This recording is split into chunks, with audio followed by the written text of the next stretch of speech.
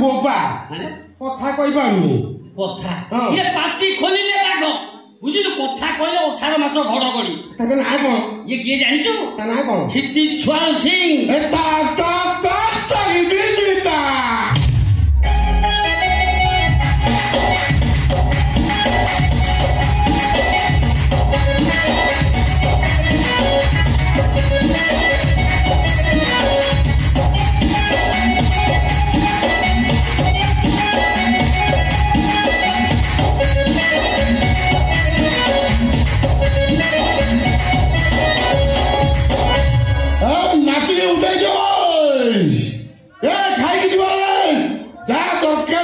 भसाई देवी आज्ञा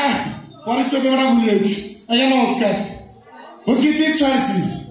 आज जो सान भाई बाहर एठारे उपस्थित जो समस्त बरजात्री और अतिथि मान निमंत्रण करसंता बुधवार संध्या 7 घटिया समय मो सान भाई मैरेज रिसेप्शन सेठारे उपस्थित रही बरकन्या को आशीर्वाद सह प्रीति भोजन लाभ करेंगे तमें खुशी है तो मुझे खुशी फाटी पड़ी केते काम कथा कहते मु भस पड़ी जाइछि को करी आज्ञा बर बो गलनी बेदिकी बाहर कार्य हो मु तो नथिले किछि हबो ना